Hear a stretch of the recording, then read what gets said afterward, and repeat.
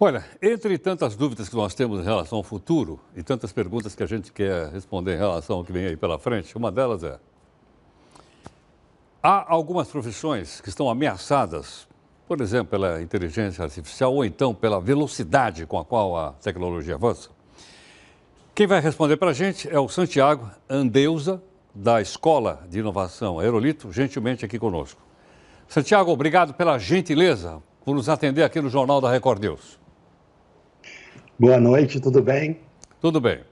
Santiago, é possível dizer quais profissões estão mais ameaçadas? Sem dúvida, algumas profissões que têm atividades um pouco menos intelectuais, criativas em seu core, elas correm um risco um pouco maior. Mas, por outro lado, a gente vê também outras profissões surgindo. A gente vê a inteligência artificial, a robótica se unindo e trabalhando, por exemplo, em exoesqueletos, trabalhando na automação de alguns processos e os profissionais se qualificando de outras formas para, então, operar, a gente diz, fundidos, né, com essa tecnologia. Agora, Santiago, sumir profissão sempre sumiu, não é? Por exemplo, hoje você não acha um operador de Maria Fumaça, mesmo porque não tem mais Maria Fumaça, tá certo ou não? Muitos elevadores, Sim, antigamente sim. você tinha um assessorista no elevador. Hoje, esmagadoramente, você não tem mais, porque os elevadores são automáticos. Posso dizer o seguinte, mudança sempre teve, mas não tão rapidamente, não tão aceleradamente como esse período? Com certeza. O que tem acontecido nos últimos 5, 10 anos, pós-revolução digital, que a gente chama, alguns especialistas e alguns estudos trazem que esses fatos e essa evolução tecnológica é mais rápida do que o que aconteceu nos últimos 100, 200 anos.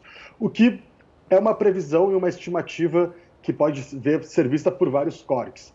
A grande questão é que quando a gente olha para o futuro, não parece que vai parar, né? Parece que vai acelerar cada vez mais. E até um dos nossos trabalhos é isso, é entender o que está acontecendo para acelerar cada vez mais. A gente tem algumas hipóteses em relação a isso, e uma delas é que, sim, quando a gente pega essa velocidade que vai acelerar cada vez mais, mas a gente tem como ver nas profissões alguns recortes pautados nessas tecnologias. Então, a gente viu a era da internet que está acontecendo agora nos anos 90, 2000, 2010, ali 2020. Inteligência artificial já começou a acontecer faz alguns anos no mercado de trabalho, robótica também, e a gente vai ver cada vez mais biotecnologia, nanotecnologias, realidade virtual, blockchain e outras tecnologias que ainda são desconhecidas, não desconhecidas a nível de pesquisa ou de conhecimento mais técnico, mas massivamente. Então, o que a gente está vendo acontecer é sim uma grande mudança e muito rápida, mas o que também parece que está acontecendo e vai acontecer é cada vez mais mudanças mais rápido ainda. Agora, vamos ver o outro lado da moeda. A oferta de trabalho em novas atividades, em novas tecnologias, em novos métodos, também tende a crescer ou não tão rapidamente como no passado? Eu acho que ela tende a crescer em algumas áreas. Então, se você pegar programador de aplicativos, vamos tangibilizar com um exemplo aqui. Essa profissão não existia até 10, 15 anos atrás. Agora, falta muita gente no mercado.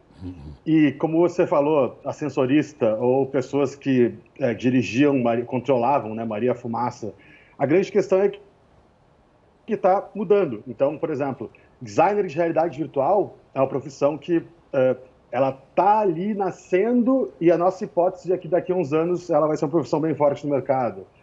Pessoas que trabalham com tecnologias como blockchain, pessoas que trabalham com neurociência, com biotecnologia, muitos mercados que estão envolvidos com matéria-prima que vem a partir de biotecnologia e que vão começar a ser substituídos de alguma forma, podem sim ter novas profissões como primeira onda técnica e depois segunda e terceira onda um pouco menos técnica. Agora, Santiago, até agora, muitas vezes a gente entrava num curso superior e saía de lá com a profissão. Eu era advogado, eu era professor, eu era sei lá, não é isso não? Agora eu te pergunto o seguinte, você acha que as escolas atuais estão atentas para isso? elas estão se transformando também para habilitar esse pessoal para esse novo mercado de trabalho? Eu enxergo que sim, algumas escolas elas estão trabalhando um pouco menos nessa parte mais formal e densa, vamos dizer assim.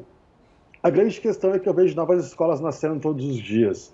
E, obviamente, existe uma questão de excesso de informação, o que possibilita, de certa forma, as pessoas também acelerarem o seu autoaprendizado. Mas muita gente está falando dessa história do lifelong learning, né? Que é basicamente a gente estudar e aprender a vida toda, o que não é o suficiente na faculdade. Então, a gente já viu algumas universidades, se eu não me engano, Harvard foi uma delas que, há pouco tempo atrás, lançou como se fosse um curso vitalício, que você começa fazendo alguma coisa e depois você vai se aperfeiçoando e trilhando os seus caminhos de acordo com seus interesses. Então, sim, algumas estão mais ligadas, vamos dizer assim, porém, o formato de aprendizado está mudando bastante. Agora, Santiago, para você permanecer nessa área, então, é aquele estudo permanente? Não adianta pegar o diploma e pendurar na parede mais? Olha, eu tenho essa hipótese. Agora, tem pessoas que talvez não tenham, né? Mas eu acredito muito nessa questão de autoobsolescência que a gente chama, que é cada vez mais a gente estudar e se aperfeiçoar a fim de evoluir a nível de que a nossa atividade anterior seja um ciclo anterior, vamos dizer assim, não seja mais core. Mas eu acredito que sim, eu acho que o diploma ele não é mais uma garantia de estabilidade. Óbvio que ele ajuda, óbvio que existem incentivos em relação a salários e a cargos. A grande questão é que quando a gente fala de uma nova economia, o diploma por si só, ele acaba sendo menos relevante. Sim. Quer dizer que, portanto, a chamada aprimoração constante deve ser uma preocupação do futuro, é isso? Exato. Essa é a minha visão. Tá ok. Santiago, muito obrigado pela gentileza. Muito obrigado, valeu, boa noite. Tchau, tchau. Muito obrigado. O Santiago Andreuza, da Escola de Inovação Aerolito, conversando um pouco conosco, então, a respeito das mudanças muito rápidas. Percebeu o seguinte, até brinquei com ele com essa história de Maria Fumaça, que não tem mais Maria Fumaça, mas é que as mudanças sempre aconteceram, especialmente na Revolução Industrial. Nós estamos na 4ª fase da Revolução Industrial. Olha lá. Na primeira fase, apareceu a máquina a vapor. O que aconteceu? Ela foi substituída pelo motor elétrico, segunda fase da Revolução Industrial. O que aconteceu? Foi substituído pelo motor, vou chamar de combustão interna, mas é o de gasolina e diesel. O que aconteceu? Desapareceu. Nós estamos numa 4ª fase da Revolução Industrial. Essa 4ª fase é a fase, então, da internet das coisas. É a fase, então, das mudanças de ordem tecnológica muito rápidas, especialmente com uma tecnologia voltada aí para a utilização daquilo tudo, né, que é rapidamente passado de um lado para o outro no mundo. Então, a diferença é que da primeira, segunda, terceira e quarta é a rapidez com que a 4ª chegou e da mudança que está provocando na sociedade de uma maneira geral. Por isso, nós pedimos a participação do Santiago e gostaríamos que você, então, ficasse um pouco atento a isso. Bom, nós temos aqui outras informações para dar para você que nos acompanha sempre aqui nessa nossa sequência, né, olhando um pouco para o futuro.